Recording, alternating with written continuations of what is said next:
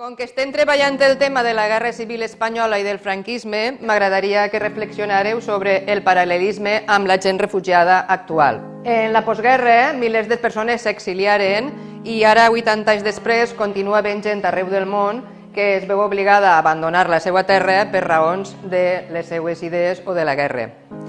Ara llegirem una carta d'un republicà valencià exiliat a França que li va escriure a la seva parella. Comencem, Aitana. Estimada Encarna, no hi ha cap dia que no et recorde i enyore.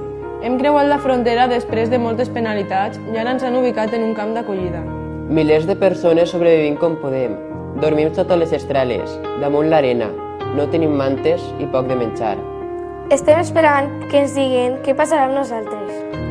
Vivim en condicions molt precàries que afavoreixen les malalties. Que aquestes lletres servisquen per entendre el que estem vivint milers de persones.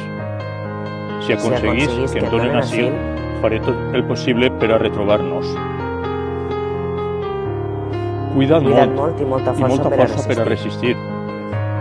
T'estime moltíssim. Joan.